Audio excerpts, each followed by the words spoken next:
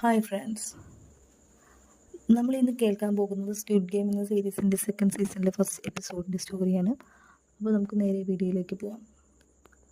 കഥയുടെ ആദ്യം തന്നെ കാണിക്കുന്നത് നമ്മുടെ കഥാനായകനായ സിയോങ്ങിനെയാണ്. തൻ്റെ മകളെ കാണാനായിട്ട് പോയിരുന്ന സിയോൺ അവിടെ നിന്ന് തിരിച്ചു പോരുന്ന അതേ സെക്കൻഡിൽ തന്നെ അവൻ്റെ ഫ്രണ്ട്മാൻ്റെ കോള് വരികയാണ്. നീ എടുത്ത ഈ ഒരു തീരുമാനം അത് വളരെ തെറ്റായിട്ടുള്ള തീരുമാനമാണ്, എത്രയും പെട്ടെന്ന് തിരിച്ചു പോവുക എന്നായിരുന്നു ആ ഫോൺ കോൾ. ഒരിക്കലുമില്ല, ഈ ഗെയിം ഇത് ഞാൻ എൻഡ് ചെയ്തിട്ട് അടങ്ങുള്ളൂ എന്ന് പറഞ്ഞ സിയോങ് അവിടെ നിന്ന് തിരിച്ചു പോകുന്നു. അവൻ അങ്ങനെ ടാക്സി വിളിച്ച് നേരെ പോകുന്നത് ഒരു സൂപ്പർ മാർക്കറ്റിലേക്കാണ്. അവിടെ നിന്ന് അവൻ ഒരു കത്തി വാങ്ങുന്നു. തൻ്റെ ശരീരത്തിൽ ഒരു ട്രാക്കർ എവിടെയോ ഘടിപ്പിച്ചിട്ടുണ്ട് എന്ന കാര്യം സിയോങ്ങിന് മനസ്സിലാവുന്നുണ്ട്. തൻ്റെ ശരീരം മുഴുവൻ പരിശോധിച്ച സമയത്ത് തൻ്റെ ചെവിയുടെ ബാക്കിലായിട്ട് ആ ട്രാക്കർ ഒളിപ്പിച്ച കാര്യം അവന് മനസ്സിലാവുകയാണ്. മറ്റൊന്നും ചിന്തിച്ചില്ല, കത്തി എടുത്തിട്ട് അവൻ ആ ചെവിയുടെ പുറകു വശത്ത് നിന്ന് ആ ട്രാക്കർ പുറത്തേക്ക് എടുക്കുകയാണ്. പിന്നീട് നമുക്ക് കാണിക്കുന്നത് ആ പോലീസ് ഓഫീസറാണ്. അങ്ങനെ അവൻ മരണത്തിൽ നിന്ന് തിരിച്ചു വരികയാണ്. പിന്നീട് നമുക്ക് കാണിക്കുന്നത് 2 വർഷങ്ങൾക്ക് ശേഷമുള്ള കാര്യമാണ്. ഇപ്പോൾ അയാൾ വർക്ക് ചെയ്യുന്നത് ഒരു ട്രാഫിക് പോലീസായിട്ടാണ്. അയാളുടെ സീനിയർ ആയിട്ടുള്ള ഓഫീസർ അവിടേക്ക് വരികയാണ്. എന്തിനാണ് നീ ഈ ചെറിയ ചെറിയ ജോലികളെല്ലാം ചെയ്യുന്നത്? തിരിച്ച് നമ്മുടെ ഡിപ്പാർട്ട്മെൻറ്റിലേക്ക് തന്നെ തിരിച്ചു വരൂ എന്ന് അയാൾ പറയുന്നു. നടന്ന കാര്യങ്ങളെല്ലാം ഞാൻ നിങ്ങളോട് പറഞ്ഞില്ലേ, എന്തുകൊണ്ട് നിങ്ങൾ ഇതുവരെ അതിനൊരു ആക്ഷൻ എടുത്തിട്ടില്ല എന്നങ്ങനെ ചോദിക്കുന്ന സമയത്ത് ആ പോലീസ് ഓഫീസർ പറയുന്നുണ്ട്, എല്ലാവർക്കും ആവശ്യം തെളിവാണ്. നീ എന്നോട് പറഞ്ഞ കാര്യം നമ്മുടെ സീനിയർ ആയിട്ടുള്ള എല്ലാവരോടും ഞാൻ പറഞ്ഞിരുന്നു. പക്ഷെ ആരും തന്നെ അത് വിശ്വസിക്കാൻ തയ്യാറാകുന്നില്ല.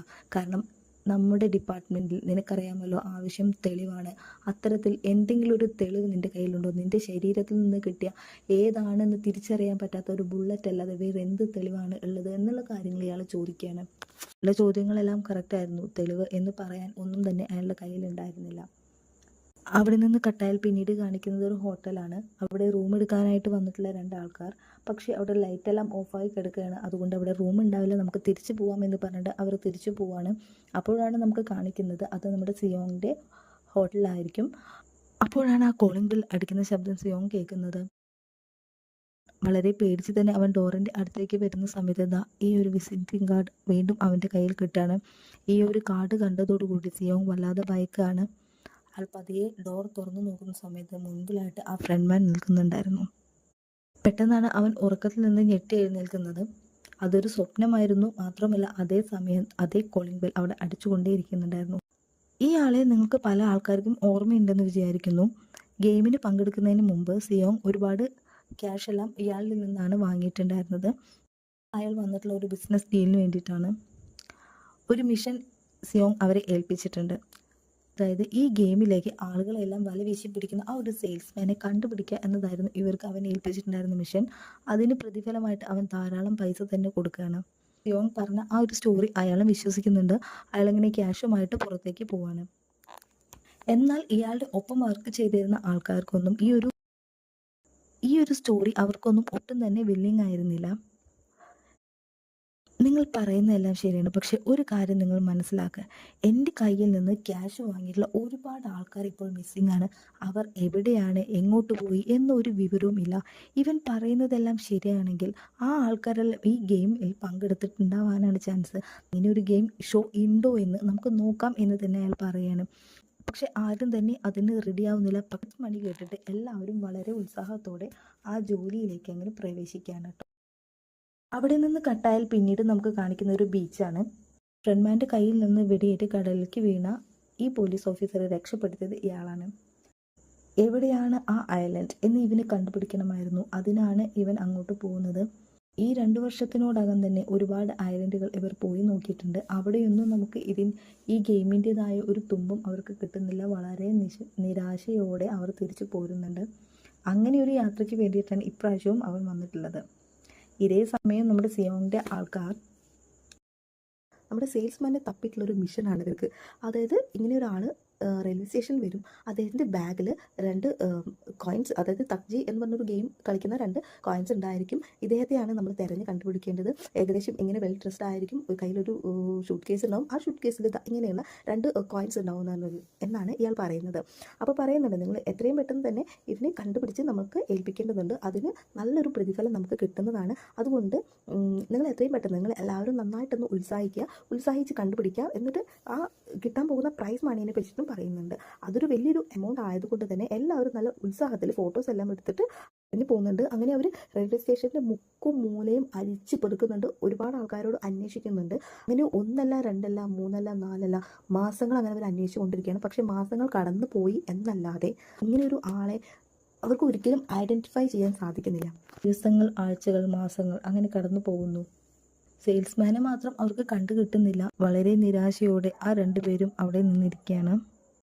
എല്ലാ പ്രതീക്ഷകളും അവരുടെ മുമ്പിൽ മങ്ങി തുടങ്ങുകയാണ്. പെട്ടെന്നാണ് അത് സംഭവിക്കുന്നത്. അങ്ങ് ദൂരെയായിട്ട് അവരൊരു ശബ്ദം കേൾക്കുകയാണ്. ശബ്ദം കേട്ട ഭാഗത്തേക്ക് അവർ നോക്കുന്നു. അപ്പോഴതാ ഇവർ തേടിക്കൊണ്ടിരുന്ന ആ സെയിൽസ്മാൻ അവരുടെ മുമ്പിൽ ഇങ്ങനെ നിൽക്കുന്നുണ്ട്. ഇതേപോലെ ഒരാളായിട്ട് അയാൾ തച്ചി കളിച്ചുകൊണ്ടിരിക്കുകയാണ്. പെട്ടെന്ന് തന്നെ സിയോങ്ങിനെ വിളിച്ച് കാര്യം പറയുന്നുണ്ട്. നിങ്ങൾ എത്രയും പെട്ടെന്ന് തന്നെ അയാൾ ഫോളോ ചെയ്യുക എന്ന കാര്യം സിയോങ് പറയാണ്. അങ്ങനെ ഗെയിമിൻ്റെ ഇൻവിറ്റേഷൻ കാർഡ് ഈ ഒരു ചെക്കനെ കൊടുത്തിട്ട് ആ സെയിൽസ്മാൻ അവിടെ നിന്ന് പോവാണ്. ഇയാളെ നിങ്ങളൊന്ന് നോട്ട് ചെയ്ത് വെച്ചോളൂ കേട്ടോ. അതുപോലെ ഈ ഒരു പെൺകുട്ടിയെ നോട്ട് ചെയ്ത് വെച്ചോളൂ. വരും എപ്പിസോഡുകളിൽ ഇവർ ഉണ്ടായിരിക്കും ഈ കഥയുടെ ഭാഗമായിട്ട്. അയാൾ നേരെ പോകുന്നത് ഒരു കോഫി ഷോപ്പിലേക്കാണ്. അവിടെ നിന്ന് കുറേ അധികം ബൺ അയാൾ വാങ്ങുന്നുണ്ട്. അതോടൊപ്പം തന്നെ കുറച്ച് സ്ക്രാച്ച് കാർഡും അയാൾ വാങ്ങുന്നുണ്ട്. ഇതെല്ലാമായി അയാൾ നേരെ പോകുന്നത് ഒരു പാർക്കിലേക്കാണ്. അവിടെ യാചകരായിട്ടുള്ള ഒരുപാട് ആൾക്കാരുണ്ടായിരിക്കും. അതിൽ ഒരാളുടെ അടുത്തേക്ക് ഇയാൾ പോവാണ്. ഒരു കയ്യിൽ സ്ക്രാച്ച് കാർഡും ഒരു കയ്യിൽ ബണ്ണും അയാൾക്ക് നേരെ നീട്ടുകയാണ്. പക്ഷേ നിങ്ങൾക്ക് ഒരൊറ്റ ഓപ്ഷനേ ഉള്ളൂ. ഏതാണ് വേണ്ടതെന്ന് നിങ്ങൾ തിരഞ്ഞെടുക്കൂ എന്നയാൾ പറയുന്നു. അയാൾ തിരഞ്ഞെടുക്കുന്ന സ്ക്രാച്ച് കാർഡാണ്. പക്ഷേ സ്ക്രാച്ച് കാർഡിൽ അയാൾ വിചാരിച്ച പോലെ പ്രൈസ് മണിയൊന്നും ഉണ്ടായിരിക്കില്ല. അങ്ങനെ അയാൾ അടുത്ത ആളുടെ അടുത്തേക്ക് പോകുന്നു. ഇത് തന്നെ അവിടെ റിപ്പീറ്റ് ചെയ്യുന്നു. അടുത്ത ആളുടെ അടുത്തേക്ക് പോകുന്നു. ഇതെല്ലാം ആ ബോസും അസിസ്റ്റൻറ്റും ഞെട്ടി നിന്ന് കാണുകയാണ്. കാര്യങ്ങളെല്ലാം അവർ സിയോങ്ങിനെ അറിയിക്കുന്നുണ്ട്. അങ്ങനെ ഈ സെയിൽസ്മാൻ പാർക്കിൻ്റെ ഒത്ത നടുക്ക് വന്ന് നിൽക്കുകയാണ്. എന്നിട്ട് അയാളുടെ കയ്യിലുണ്ടായിരുന്ന ബണ്ണുണ്ടല്ലോ അത് താഴത്തേക്ക് അങ്ങനെ കൊട്ടുകയാണ്. ഇതെല്ലാം കണ്ട് ആൾക്കാർ ഓടിക്കൂടുന്നു. എന്തിനാണ് ഇത്രയും നല്ല ബണ്ണ് നിങ്ങൾ കളയുന്നത് എന്ന് പറഞ്ഞ് അത് എടുക്കാൻ നിൽക്കുന്ന സമയത്ത് അയാളുടെ രൂപവും ഭാവം എല്ലാം പെട്ടെന്ന് മാറുകയാണ്. നിനക്ക് ഞാനൊരു ചാൻസ് തന്നിട്ടുണ്ടായിരുന്നു. ഈ ബണ്ണ് ഇപ്പോൾ വേസ്റ്റ് ആകുന്നത് ഞാൻ കാരണമല്ല, നിങ്ങൾ ഓരോരുത്തരും കാരണമാണ് എന്ന് പറഞ്ഞിട്ട് ഒരു കിറുക്കനെ പോലെ അയാൾ ആ ബണ്ണെല്ലാം നിലത്തിട്ട് ചവിട്ടി കൂട്ടാണ്. ഈ ഒരു ആക്ടറിനെ പറ്റിയിട്ട് ഞാൻ പ്രത്യേകം നിങ്ങൾക്ക് പറഞ്ഞു തരേണ്ട ആവശ്യമില്ലല്ലോ അല്ലേ. അതെല്ലാം കഴിഞ്ഞിട്ട് അയാൾ വല്ലാത്തൊരു ചിരി ചിരിച്ചിട്ട് അവിടെ നിന്ന് പോവാണ്. ഇതേ സമയം നമ്മുടെ സിയോങ് അങ്ങോട്ട് വന്നുകൊണ്ടിരിക്കുക. പക്ഷേ അവൻ ഓവർ സ്പീഡായിട്ടാണ് വന്നിട്ടുണ്ടാവുക. അപ്പം നമ്മുടെ പോലീസ് ഓഫീസർ അവിടെ വരുന്നു. വന്നിട്ട് അവൻ്റെ അസിസ്റ്റൻറ്റിനെ വിട്ടിട്ട് അവന് ഫൈൻ അടയ്ക്കാനുള്ള റെസിപ്റ്റ് കൊടുക്കാനായിട്ട് പറയാണ്. അങ്ങനെ സിയോങ് പെട്ടെന്ന് തന്നെ ആ റെസിപ്റ്റ് വാങ്ങി അവിടെ നിന്ന് പോവാണ്. എന്തെങ്കിലും പ്രശ്നമുണ്ടോ എന്ന് പോലീസ് ഓഫീസർ ചോദിക്കുന്ന സമയത്ത് അസിസ്റ്റൻറ്റ് പറയുന്നത് ഒരുപാട് ഫോണും ഡിവൈസും ഒക്കെ ഉണ്ടായിരുന്നു ആ ഒരു വണ്ടീൻ്റെ ഉള്ളിൽ. എന്ത് ബിസിനസ്സാണ് അയാൾ ചെയ്യുന്നത് എന്ന് എനിക്ക് അറിയില്ല എന്ന് പറയാണ്. ഇത് കേട്ടപ്പോൾ അയാൾക്ക് ഒരു ചെറിയൊരു ഡൗട്ട് തോന്നുകയാണ്. അങ്ങനെ അവൻ്റെ ലൈസൻസ് എടുത്ത് പരിശോധിച്ച് നോക്കുന്ന സമയത്ത് പേര് അവന് വളരെ ഫെമിലിയർ ആയിട്ട് തോന്നുന്നു. അവൻ അത് നോട്ട് ചെയ്ത് വെക്കുകയാണ് കേട്ടോ. സിയോങ് ഇവർ അയച്ച ആ ഡയറക്ഷനിലേക്ക് വന്ന് നോക്കുകയാണ്. പക്ഷെ അവിടെ ഒന്നും തന്നെ ഉണ്ടാവില്ല. എന്തൊക്കെയോ കാര്യങ്ങൾ പന്തിയല്ല എന്ന കാര്യം സിയോങ്ങിന് മനസ്സിലാവുന്നുണ്ട്. ഇതെല്ലാം നമ്മുടെ സെയിൽസ്മാൻ മുകളിൽ നിന്ന് വാച്ച് ചെയ്യുന്നുണ്ടായിരുന്നു കേട്ടോ. അയാൾക്ക് കാര്യങ്ങളുടെ കിടപ്പോശങ്ങളെല്ലാം മനസ്സിലാവുന്നുണ്ട്. അസിസ്റ്റൻറ്റിനെയും ശിഷ്യനെയും അവിടെ കെട്ടിയിട്ടുണ്ട്. അവിടേക്ക് കയ്യിലൊരു ഗണ്ണുമായിട്ട് വല്ലാത്തൊരു ഭാവത്തിലൊക്കെ നടന്നു വരികയാണ് നമ്മുടെ സെയിൽസ്മാൻ. ഒരൊറ്റ ബുള്ളറ്റ് അത് ലോഡ് ചെയ്യാണ്. നമുക്കൊരു ഗെയിം കളിക്കാം. ഈ ഒരു ഗെയിമിൽ വിൻ ചെയ്യാൻ നിങ്ങൾക്ക് 6ൽ 5 ചാൻസ് ഉണ്ട്. എലിമിനേറ്റ് ആവാൻ ഒരൊറ്റ ചാൻസ് ഉണ്ട്. എലിമിനേഷൻ എന്ന് പറഞ്ഞാൽ എന്താണെന്ന് നിങ്ങൾക്ക് അറിയാമല്ലോ അല്ലേ. കളിക്കാൻ തുടങ്ങുകയാണ്. അങ്ങനെ 1, 2, 3, 4 റൗണ്ട് കഴിയാണ്. ഈ ഗെയിം എനിക്ക് വളരെയധികം ബോറടിക്കുന്നു എന്ന് പറഞ്ഞിട്ട് ബാക്കിയുള്ള ബുള്ളറ്റെല്ലാം അയാൾ ലോഡ് ചെയ്യുന്നു. ഇനി അതിൽ ഒരു ബുള്ളറ്റ് മാത്രം. അങ്ങനെ 6ൽ 5 ചാൻസോടുകൂടി അവർ ആ ഗെയിം വീണ്ടും തുടങ്ങുകയാണ്. ഇത്തവണ ഡിസ്ക്വാളിഫൈ ആയത് ആ ടീം ലീഡർ ആയിരുന്നു. അങ്ങനെ അയാളുടെ അസിസ്റ്റൻ്റ് മുമ്പിൽ വെച്ചിട്ട് അയാളങ്ങനെ മരിച്ചു വീഴാണ്. ഇതേ സമയം പോലീസ് ഓഫീസർ സിയോങ്ങിൻ്റെ അഡ്രസ്സ് തപ്പി പിടിച്ചെടുത്തിട്ട് അങ്ങോട്ട് പോവാണ്. ബോസിനെ പറ്റിയിട്ടും അസിസ്റ്റന്റിനെ പറ്റിയിട്ടും ഒരു വിവരം കിട്ടാത്ത സിയോങ് തിരിച്ചു വരുന്ന സമയത്ത് തന്നെ സിയോങ്ങിന് മനസ്സിലാവാണ് നമ്മുടെ ഓഫീസിൽ ആരോ കടന്നിട്ടുണ്ടെന്നത്. തെല്ലും ആശങ്കകളില്ലാതെ സിയോങ് കടന്നു ചെല്ലുന്നു. ആരാണ് അവിടെ വന്നിട്ടുണ്ടാവുക എന്നുള്ള സിയോങ്ങിന് നല്ല ധാരണയുണ്ടായിരുന്നു. അവനെ കാത്ത് അവിടെ സെയിൽസ്മാൻ നിൽക്കുന്നുണ്ടായിരിക്കും. എന്നെ തേടി നീ ഒരുപാട് അലഞ്ഞുവല്ലേ എന്ന് അയാൾ ചോദിക്കുന്നു. നിന്നിലൂടെ മാത്രമേ എനിക്ക് അവരുടെ അടുത്തേക്ക് എത്താൻ പറ്റുകയുള്ളൂ. അതുകൊണ്ടാണ് നിന്നെ തിരഞ്ഞ് തന്നെ ഞാൻ വന്നത് എന്ന് സിയോങ് മറുപടി പറയാണ്. നിനക്ക് എന്ത് പറയാനുണ്ടെങ്കിലും എന്നോട് പറയാം, ഞാനത് മേലധികാരികളോട് എത്തിക്കാമെന്ന് ഇവൻ പറയുന്ന സമയത്ത് മെസ്സേജ് ഞാൻ നേരിട്ട് പറഞ്ഞോളാം, നിന്നെ പോലൊരു നായുടെ ആവശ്യമില്ല എന്ന് പറയാണ്. അങ്ങനെയാണെങ്കിൽ നമുക്കൊരു ഗെയിം കളിക്കാം. ഈ ഒരു തോക്കിൽ ഒരൊറ്റ ബുള്ളറ്റ് ഉണ്ടായിരിക്കും. നമ്മൾ ഓരോ തവണയും അത് മാറ്റി മാറ്റി ട്രിഗർ വലിച്ചുകൊണ്ടേയിരിക്കും.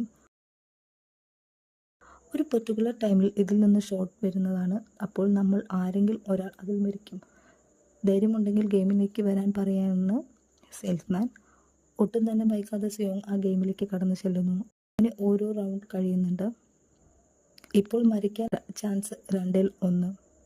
സിയോങ്ങിൻ്റെ ഊഴമായിരുന്നത്.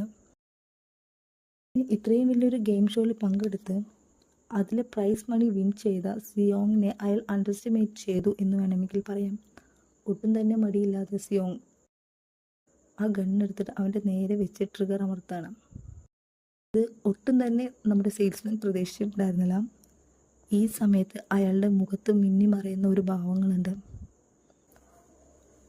അങ്ങനെ നമ്മുടെ സെയിൽസ്മാൻ ഒട്ടും മരണത്തെ ഭയമില്ലാതെ തന്നെ വളരെ ധീരമായിട്ട് തന്നെ അവിടെ മരണത്തിന് കീഴടങ്ങുകയാണ്. ഫസ്റ്റ് എപ്പിസോഡ് ഇവിടെ എൻഡ് ചെയ്യണം.